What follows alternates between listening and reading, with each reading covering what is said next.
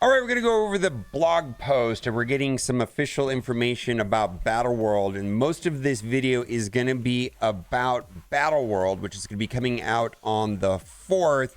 We're going to go into some detail on the Spec Ops requirements and all the characters that are going to be required from there, and we're also going to go over some really nifty infographics, which are from Big Positive Gamer, and some information that is not in the blog post that I believe is somewhat critical to understanding how it's going to work when Battleworld comes to the game. Now, I do want to say, and we're going to go over all of the official information here, I still kind of feel like there's not a big rush to upgrade anything at this time. If you want to, that's fine, I guess. You don't have to not do it, but I think it might be prudent to wait until when it comes out, which is just a couple days away, and assess the situation for what it really is, because we're all going to be forced into going through the lowest difficulty initially. And so the first week is just kind of be like slow, ease us into it, and then everybody's gonna freak out and change alliances. I think this is going to be insanely disruptive to alliances, because some players are going to be interested in Battleworld and other people are not. And you know, if there's not enough one diamond gladiators in your alliance, which is some of the Spec Ops, which we're going to go over, then maybe people are going to want to move in alliances where there's a lot of people with one diamond gladiators. Let's just get into it. Weekly blog. Battleworld begins. Here's your battle plan for November 2nd through the 8th. Battleworld comes out on the 4th. Gladiator and Gore battle passes. And actually, we're going to get full access to how they are going to make them more available. They're going to be going into bumps. We're going to talk about Hank and Shuri availability, Forge Blitz, Cosmic Awakening, Astral Voyage, Stellar Conquest, Web Milestones, Cosmic Battle Alliance. Those are going to be the events. And my understanding is one of them has a spend campaign energy component. I know a lot of people hoard their campaign energy, and so that'll be an opportunity to consider whether or not you want to spend it if this event is good enough. I'm probably going to do it based on what I've seen so far. Ancient One will come out on the 6th.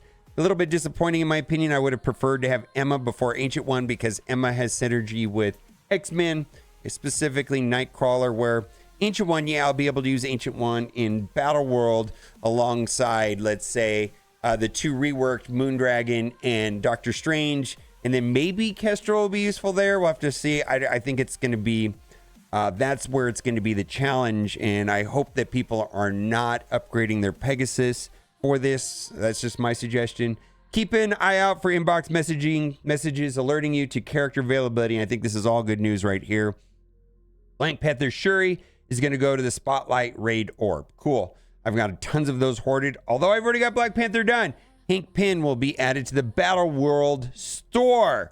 There's going to be also Annihilators there. We've got screenshots of that as well. Guardian exits the Spotlight Raid Orb, featuring and replaces Darkhawk and on Hard Heroes 7-9. So Guardian will be on a node. Darkhawk moves to the Blitz store and Blitz Orbs. Then Gladiator, Gore, and in-game Thanos will be going to bumps, which is going to be basic orbs, mega orbs, premium orbs, going to be available in the Ultimate store. And when this happens, the servers are going to crash, because I think people are going to want to finish off the Annihilators. I mean, in-game Thanos is such a good character, and I really am a fan of Gladiator. So hopefully this happens sooner than later, because we're going to go into the one diamond requirements in the Spec Ops, and some of them are the Annihilators, which a lot of people have been waiting for them to at least go into the orbs, because this was super controversial. They pushed this way back. Then we're going to talk about their availability in the Battleworld store. Gladiator would be featured in the Spotlight Raid Orb in December. So for now, it'll be Black Panther Shuri. Gore will enter the Blitz store and Blitz Orb in December. Thanos Endgame will stay in the Battleworld store. So I've got images here of some of the rewards. Here is a screenshot from the developer live stream of the Battleworld store. You can see Endgame Thanos, Gore, Hank Pym there. Also worth noting is they did show the leaderboards, and the leaderboards having purple ISO and also diamond stars for the new Emma. And then the weekly rewards show that you can get up to 10 shards on difficulty 5 if you do a full clear on null. But we're not going to be able to get into difficulty 5 right away. No other information on how to get null shards, but this is going to take forever if this is the only way. Let's keep going. All right, November 6th, we did all that. Battleworld arrives soon. Gear up and sync with your alliance because the siege on Battleworld begins on November 4th. Epic new game mode ushers a new area of fun and opportunity for your alliance. A major payload of purple ISO resources awake. Very cool. If you don't have Odin, and there's going to be a component of Battleworld, look, initially that, Odin is going to be insanely useful. And also on the null fight, I think Odin's going to be useful. Along with character shards for the big Battleworld boss. No. Okay. Begin preparing this exciting new game mode, reviewing our recent Battleworld blog to understand the basics, and then the Balls Null blog to get the lowdown on who you'll be fighting. To guide your efforts, here are the trait requirements and trait bonuses for each zone. So we saw this information the other day. There is nothing new. Something that is in the data mine, and we're going to go look at those infographics, which I think is vital information. And I just can't understand why they would not be providing this information. This is assuming that this information on this infographic is correct. And I have no reason to think that it isn't. So I'm going to show you an infographic, but some of the information in the infographic may not be 100% confirmed yet, but I have no reason to believe that the information is going to change between now and when Battleworld comes out. And it's basically just a hybrid of this chart. And then here are all of the spec ops. There it is right there. Let me get out of the way. But all of that's here on these infographics. So this was put together by BPG, Positively Battleworld Infographic, in conjunction with Boilon. And this, we're going to go through each day because there's different days, right? And this information that is absolutely not in this blog post. I mean, I feel like we're getting better information about Battleworld out of the data mines. This is baffling to me. Absolutely baffling to me. Day 1, City. Node rules counts as Cosmic Crucible. This actually sounds pretty cool, right? Counts as Cosmic Crucible. Special rule on spawn, add 6 counter and 6 offense up to all superior 6. There you go. So there's the suggested team. Spider-Verse node rules counts as a raid. And then special rule on spawn, add 3 evade and 3 immunity to all Spider Society. Herald missions, Cosmic node rules counts as arena raid. That sounds cool. Use Annihilators because they get a 40% assist chance. And so, like, this information should be somewhere publicly, right? Why do we have to dig through the data mines to get this information? It's so weird to me. Elite missions, Astral Pegasus. Node rules count as a raid. Special rule on spawn, 200% damage to all Astral. Now, I'm still sticking to my suggestion to wait until this comes out before upgrading. I feel like this is going to be one of the top priorities to upgrade is going to be Doctor Strange and Moondragon. I think upgrading Pegasus is not a good idea outside of Kestrel. I could justify Kestrel. I'm sure some people will say, oh, rescue, whatever. Do whatever you want to do. I'm not going to be upgrading anybody other than Kestrel and the reworked characters, because in the video from the other day, the live stream from the developer, they were going into difficulty 5, day 5, and Pegasus was not getting anything done. And then they went in with Astral, and Astral to a certain degree just walked over it. Now this is going to be interesting. So Spec Ops are going to be characters that you're not going to be able to use up here. So this is going to be an interesting situation where this Herald mission, if you put Gladiator in the 1 diamond Spec Op, and you're not going to be able to use Gladiator up here. So my suggestion is that when you're doing the Spec Ops, The first place is going to look is at the bottom right. There's going to be a grid, and you're going to be doing your alliance an extreme disservice if you look up in the top left-hand corner first and just fill out the ones that have 3 yellow star. My suggestion is to go all the way down to the bottom right, because that's where the 1 diamond's going to be, and then next to that will be the gear tier 19, the 6 red stars, the gear tier 17, 15, kind of work backwards up towards the top left. So this is going to create some interesting scenarios where 1 diamond, is gladiator, and then we've got Spider-Verse, and then Lizard, and then King, and then Ghost Spider and Vulture. So this is going to create a situation where if you have a 1 diamond of these 6 characters, by putting them in the spec ops, you can see the little asterisks right here. Those are going to be the characters that are recommended to use in the respective nodes.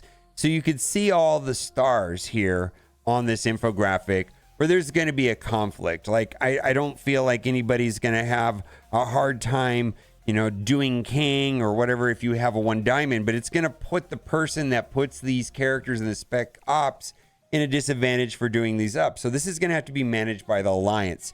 And we don't know how easy or hard these nodes are going to be up here and whether or not it's going to be worth to put them down here. Also, not a lot of people are going to have a 1 diamond gladiator, because gladiator largely, unless you just spend a lot of money, I don't have a 1 diamond gladiator. Now, I do have nearly everything in these other parts with exception, like gear tier 19. I think I have all those characters gear 19. Maybe not everybody does, but I think a lot of people have upgraded these characters in advance, not because of Battleworld, but because they're useful in other game modes. And generally, if there's a character that you want to upgrade that you're getting good use out of them in the game modes that you find of value, then it's probably fine to upgrade them. But upgrading characters solely for Battleworld seems to be a mistake, in my opinion, when we have some time, because we're going to be thrown into the easiest difficulty first. Day 2, Mercenary counts as War and Raid. There's going to be the recommended team with the extra bonuses, and here are the bonuses right here. Same thing. Global and Villain, node rules, counts as Cosmic Crucible. Special rule, on spawn, add 5 speed and 5 safeguard to all Cabal. Special rule, Ares, Emma, Loki, and Doom all gain the Cabal tab. Maybe any one of those characters will be very useful there. And then we've got a room right here. Mutant node counts as a raid. So this is all day 2. On spawn, Alpha Flight characters gain extra focus. So their suggestion here is extreme with North Star. Same situation here as the other day. And this is going to be something that's every day. So again, there's going to be a list of characters down here. And if you have them at 1 diamond, that's great. You can put them and you start in the bottom right hand corner. However, the characters shown here that have the asterisks are going to be the optimal characters in the nodes for the day. So a decision has to be made based on the difficulty of these nodes. If they're super easy and you don't have to use the optimal characters, then don't, right? That's going to be part of the strategy, if that's what you would call it, of Battleworld. Biomystic skill nodes count as arena, so there's arena boosts to Annihilators. That's kind of like their specialty. Annihilators also gain extra assist chance, so those are going to be the optimal characters there. Same thing here. Illuminati is going to be optimal, and there are the bonuses right here. Out of Time is going to be optimal, and there are the bonuses. And then the same thing for Astral. It looks like that's always the same. And then there are the spec op requirements. The ones being here with the asterisk are going to be the most problematic ones because they're optimal in the nodes. Again, seeing how difficult this stuff is going to matter, my best guess is that on the basic difficulty, throwing these characters into spec ops and going into these nodes without these characters that you've assigned to spec ops will be fine. As the difficulty increases, that will of course change. X-Men, there you go. Undying, gonna get special bonuses there to Scarlet Witch. And then right here we've got the original Horseman, which is gonna be like Weaver and then the Horsemen. So this is going to be the 5 most important characters that are in that Horsemen, Originals, Apocalypse. And the Originals would also be Vol, Deathpool, Weaver, and Kestrel. You could also be using Kestrel down here because that is a Pegasus or astral combo. There are the Spec Ops, and then day 5 is as shown here. Same situation. Hive Mind, Orcus, Night Stalkers, same thing. Now this is going to be a special bonus node, which we saw footage of in the test stream. Looks like it's nearly impossible on difficulty 5, day 5, to do this node with just Bifrost. It looks like it's tuned around Odin, and even with Odin, it just seemed pretty obnoxious. It was like Odin versus everybody, and I believe they made it almost to the end. They didn't make it fully to the end. So I think the 2 characters there to consider is going to be Odin and Vol, as shown here in the infographic. I think it's a complete waste to upgrade any of the Bifrost. There are some Asgards that are still pretty good. Not here on the list. Some of that, like the Thor that is used on the Nowhere team. But other than that, now, all of this information up here is not in the blog post. The Spec Ops information is right here on the screen, and that looks like it fully lines up with the infographics. And again, big shout out to Big Positive Gamer, and I believe Boyline helped him with this. I don't know how that worked out, but BPG is the one that sent me that on Discord. Okay, so there we go. Information, incomplete information in the blog post, more complete information in the data mines. Hopefully the gameplay when it goes live matches the data mines. If not, I mean, the data mines are data mines. Got to, grain of salt. Here is going to be the schedule, which we already talked about, and this is the main reason why I think upgrading now might be a waste. Going through it on the basic difficulty will give us a heads up to see what's really going to be important in Battleworld. During Battleworld's initial launch, participants will receive standard rewards while getting accustomed to the new feature. However, leaderboards and rewards will be temporarily paused. The first strike period begins on November 10th. It'll be featured as a short 3-week season and leaderboard rewards active. The first 4-week season officially kicks off on December 1st, with the second season launching in December 29th. Battleworld Air is just around the corner, so make your final preparations with your alliance. And they did show some of the rewards here for the seasons. I don't know how accurate this is, but it looks like it was tied to diamonds on the new Emma. And then these are the weekly rewards. And I got to just say, the most important thing I think in fighting Null, and I don't know how much detail we should go into it, is going to be clear barrier. And the reason for that is that it has, this is also the schedule for the weeks just there in a visual form. But I think this has to do with the way that max health damage is calculated against Null, where there's a cap of 4 million. So this is going to include like the super basic from Apocalypse, and then the initial basic on Spawn from Mephisto is just going to do 4 million damage. Now he has 1.2 billion health and 1% cap on barrier, meaning Null has a 12 million cap on barrier, and one of his abilities refreshes up to 10 million. And this is all difficulty 5 numbers. And Matt Sheets said characters who can clear barrier will clear Null's barrier. So when it comes to fighting the final boss on the 6th day, which is going to be Null, Astral, of course, is going to be amazing. And then the other characters that have the ability of removing barrier will also be of high importance. And how to play them is also going to matter. For example, Super Skrull, if there is millions of barrier, it's going to be better to do Super Skrull's basic than his ultimate. We'll have to see how this plays out. And I don't think we should be upgrading characters towards the bottom of the list, but there's not a lot of downside to fully upgrading Odin or Gladiator or Apocalypse or Super Skrull. These are, top 10 characters, no-brainers to fully upgrade them, and they've been useful in nearly every game mode, so people do have them upgraded anyways. Ancient One on the way. So we're going to get into the rest of the blog post. I don't think there's anything else to discuss about Battleworld that we have not already discussed in this video. I just want to say this before we move on. This looks like a direct ripoff of Galaxy of Heroes, Territory Battles, and maybe I'm the wrong person to place an assessment on what Battleworld is going to be like, because I did not like the Galaxy of Heroes version. It was not that interesting to me. It was probably one of my least favorite game modes over there in Galaxy of Heroes. I don't see how I'm going to like this more. Some of this stuff right here, which is not in the blog post, is of high interest. You know, having these nodes, you know, where they turn arena and raid modifiers on seems pretty cool, actually. Other than that, I don't know. Feels like it's another version of the Galaxy of Heroes thing. Ancient One is coming out. Path to Astral.